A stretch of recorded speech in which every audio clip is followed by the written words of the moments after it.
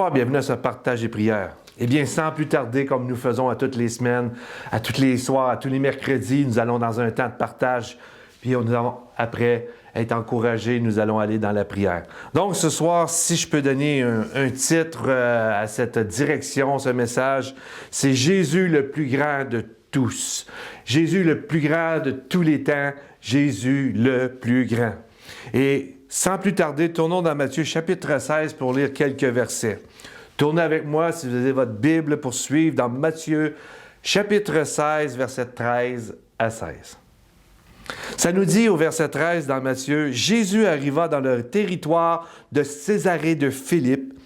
Il demanda à ses disciples, » Jésus va poser des questions à ses disciples, « Qui suis-je d'après les hommes? Moi, le Fils de l'homme. » Bonne question. Et là, les disciples, ils vont répondre. Ils répondirent, les uns disent que tu es Jean-Baptiste. Intéressant. Les autres, Élie, un prophète de l'Ancien Testament. Les autres, Jérémie, ou un des prophètes. Donc, Jésus, tu es soit Jean-Baptiste ou un prophète. Et là, Jésus va dire, et vous les disciples, leur dit-il, qui dites-vous que je suis? Simon-Pierre répondit, Pierre avait la réponse, tu es le Messie, le Fils du Dieu vivant. Jésus est exceptionnel. Jésus est le plus grand de tous. Jésus est un des plus grands leaders que ce monde a connu. Et ça nous dit qu'il y a environ 2,7 millions de personnes se convertissent chaque année au christianisme ou au message de l'Évangile provenant d'autres religions, peu importe le nom de la philosophie de la religion. Certaines études suggèrent même que le nombre pourrait être plus élevé et que les chiffres sont difficiles à vérifier, mais beaucoup de gens sont touchés par le message de Jésus. Et s'il n'était pas vraiment ce qu'il dit Jésus, pourquoi justement autant de personnes, même toi et moi, sont rejoints, touchés et les vies transformées par le message de Jésus-Christ? Donc, le message de Jésus n'est pas un message comme les autres. Il est puissant parce que Jésus est puissant, mais il est au-dessus de tout parce que Jésus est plus grand que tout. Jésus, dans Jean 6, 10, ça nous dit qu'il a nourri 5000 personnes. 5000 personnes, sans compter les femmes et les enfants. N'est-ce pas extraordinaire? Qui, autre que Jésus, a fait une telle chose? À sa naissance, Jésus a fait trembler le roi Hérode le Grand.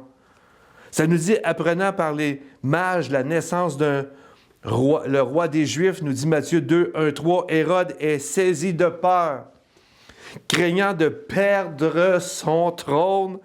Sa peur le pousse à ordonner le massacre des innocents à Bethléem pour tenter d'éliminer l'enfant.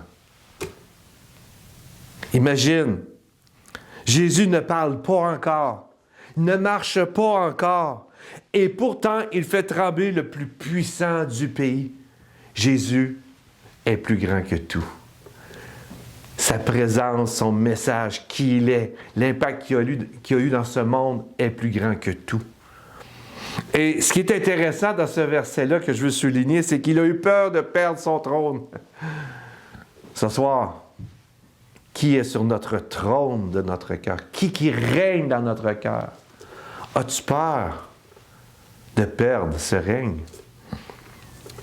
Bien, laisse-le à Jésus. Je trouvais ça intéressant. Il a eu peur, la peur. Jamais homme n'a parlé comme cet homme, nous dit Jean 7, 46. Personne n'a parlé comme Jésus. Ça dit même, qui est donc cet homme où même le vent et la mer lui obéissent dans Matthieu 8, 27. Celui à qui les vents et la mer obéissent, c'est Jésus-Christ. Cette histoire des disciples qui sont dans la barque. Il y a une grande tempête. Ils sont affolés. Des professionnels ont peur. Peur même de mourir. Et Jésus est dans la barque. Et il dort calmement. Et il va se lever. Il va adresser une parole au vent et à la mer. Calme-toi, tais-toi, et un grand calme est venu. Qui donc, autre que Jésus, peut faire cela? Il est le plus grand de toutes. As-tu des tempêtes dans ta vie? Es-tu en train de penser peut-être qu'il n'y a plus rien à faire dans ta situation? Sache que Jésus est plus grand que toutes les tempêtes de ce monde, et même celles qui se passent dans nos cœurs et dans nos vies autour de nous. Jésus est le plus grand de toutes.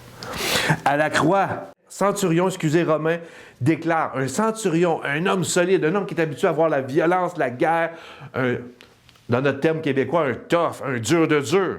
Voici ce qu'il va dire.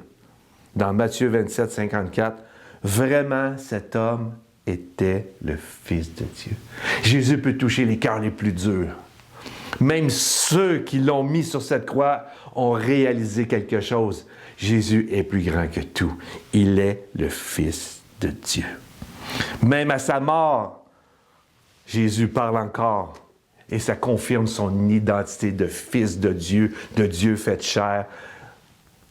Jésus est le plus grand de tout. Je le répète et je le répète. Je veux glorifier le nom de Jésus en le disant haut et fort ce soir avec toi dans ce temps de partage que Jésus est plus grand que tout. Un autre jour, un centurion va voir Jésus.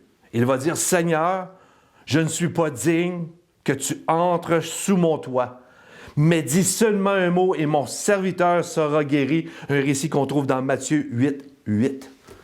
Imagine, dis seulement un mot et mon serviteur sera guéri. Imagine, seulement un mot de Jésus peut complètement changer notre situation, peut guérir. Oui, physiquement, mais aussi les cœurs brisés. Il y a autant de cœurs brisés que de corps malades. Jésus est plus grand que tout. Il peut faire quelque chose. Seulement une parole de Jésus peut changer ta situation, peut changer la mienne. N'est-ce pas extraordinaire? Un seul mot peut changer toute chose. Ça nous dit dans la Bible aussi, dans Jacques 2, 19, ça dit que les démons croient aussi et ils tremblent. Jésus fait trembler même l'enfer. Il fait peur aux démons. S'ils ont peur, c'est parce que Jésus n'est pas comme les autres. Il est plus grand que tout. Le psaume 33, 9 nous dit, car il dit, et la chose arrive, il ordonne et elle existe. N'est-ce pas extraordinaire que Dieu seul a le pouvoir de donner, de faire amener quelque chose à l'existence? En tant qu'être humain, nous, on peut-tu faire ça? On a-tu ce pouvoir-là de donner la vie, de dire une chose et elle se fait? Ce soir, prions que le Seigneur devienne le plus grand de tous dans nos vies, dans nos cœurs, au milieu de nous. Jésus a dit, « L'Esprit du Seigneur est sur moi. Il m'a envoyé pour guérir ceux qui ont le cœur brisé, pour proclamer aux captifs la délivrance. » Jésus est le plus grand de tous les temps, mais il veut aussi personnellement te faire du bien à toi et à moi. Parce que Jésus nous dit dans la parole de Dieu qu'il allait de lieu en lieu, faisant du bien partout où il allait. Pourquoi avons-nous peur d'ouvrir nos cœurs à ce grand Sauveur, ce Jésus qui est au-dessus de tout, qui veut nous faire du bien? Veux-tu le laisser entrer dans ton cœur? Est-ce que je le laisse rentrer dans mon cœur? Est-ce que je permets à Jésus de venir régner sur mon cœur, de venir guérir mon cœur, de laisser un seul mot pénétrer au plus profond de mon être, afin de calmer ce qui me tourmente, me calmer les tempêtes de ma vie? Ézéchiel 36, versets 25 à 27, ça dit, « Je répandrai sur vous une eau pure, et vous serez purifiés. Je vous purifierai de toutes vos souillures et de toutes vos idoles. Verset 26, je vous donnerai un cœur nouveau, je mettrai en vous un esprit nouveau. J'ôterai de votre corps le cœur de pierre et je vous donnerai un cœur de chair. Et je mettrai mon esprit en vous et je ferai en sorte que vous suiviez mes ordonnances et que vous observiez et pratiquiez mes lois. Seigneur, viens changer nos cœurs de pierre en tant qu'être humain.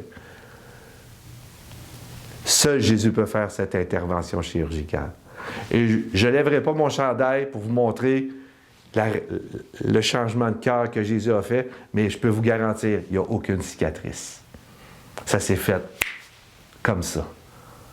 Un cœur dur devenu un cœur tendre, prêt à recevoir l'amour de Jésus. Jésus est le plus grand de tous les temps. Il peut même changer nos cœurs. Il peut changer le cœur de nos voisins, de nos enfants, de notre époux, notre épouse, notre cœur à nous. Il peut changer le cœur de tous les êtres humains juste par une de ses paroles.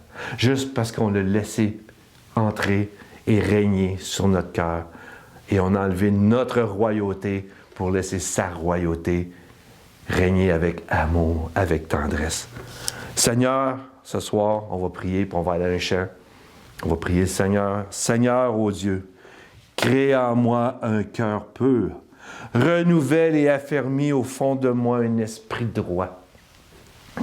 Détourne ton regard de mes péchés et efface toutes mes fautes. Jésus, je te déclare roi de mon cœur, car tu es ressuscité pour le pardon de mes péchés. Et je veux te faire confiance pour ma vie. Seigneur Jésus, tu es le plus grand de tout. Je veux aller à toi sans hésiter. Que ce soit la prière de votre cœur ce soir. Laissons Jésus régner. Laissons Jésus éteindre les tempêtes. Arrêter les tempêtes dans nos vies. Laissons une seule parole. Lisons la Bible. Si une seule parole peut guérir, imaginez quand tu lis la Bible.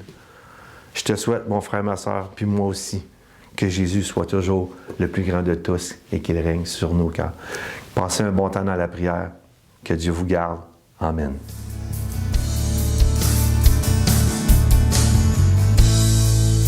Digne de tous les chants que je chanterai, digne de la louange que j'élèverai,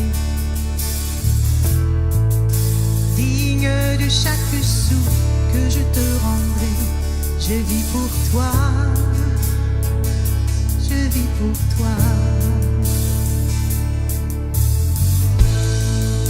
Jésus, le nom au-dessus de tous les noms. Jésus, tu es le seul m'offrant le pardon.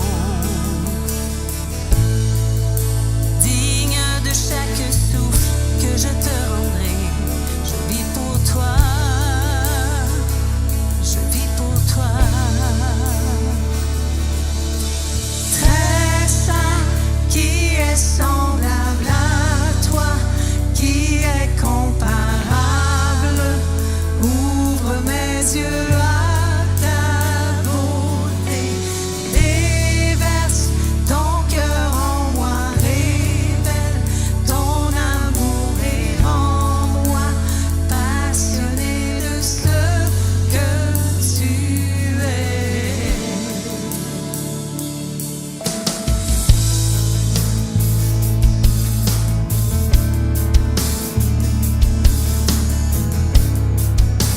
Digne de la louange, digne de tous les chants que je chanterai. Alléluia. Digne de la louange que j'élèverai. Il est digne de ça. Digne de chaque souffle que je te rendrai. Je vis pour toi. Oh, je vis pour toi.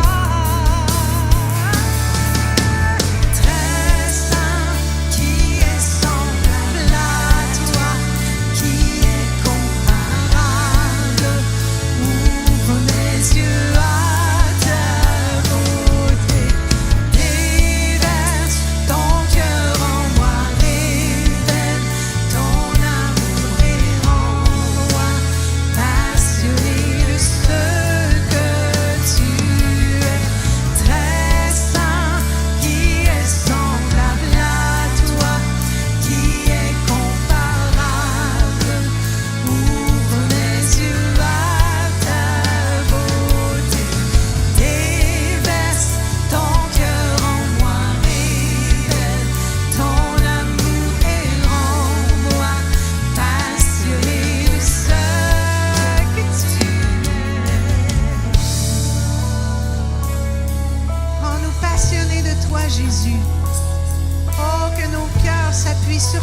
Seigneur. Alléluia. Oui, Seigneur, tu veux faire de grandes choses dans nos vies, Seigneur, et qu'on puisse le laisser, lui abandonner nos soucis. Amen. Alors, je bâtirai ma vie sur ton amour. Chante avec moi. Bâtirai ma vie sur ton amour, fondement inébranlable, et j'ancrerai ma foi en ton nom seul, dont je ne tremblerai pas. Je bâtirai ma vie sur ton amour, fondement inébranlable.